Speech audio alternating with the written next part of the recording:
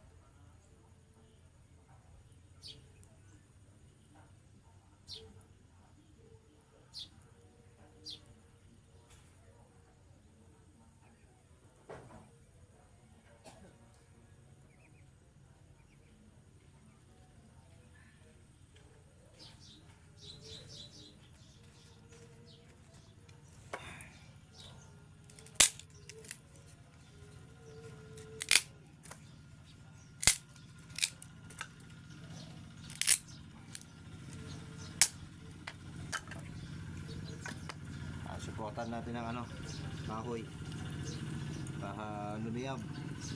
Lumiyab siya.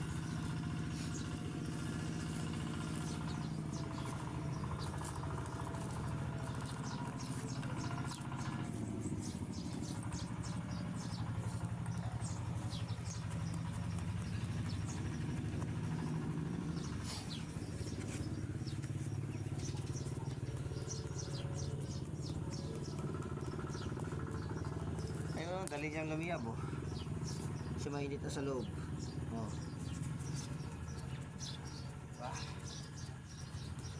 Tapos susunod natin dyan yung mainit na tubig.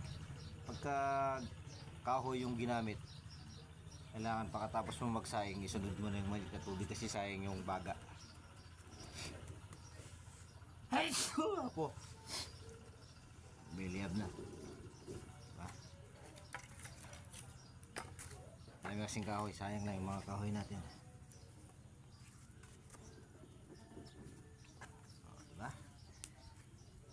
Masasayang na yung luto nating kanin. Tapos tubig. Tapos ulam, diba? Di nakatipid tayo. Okay. Pawis ako.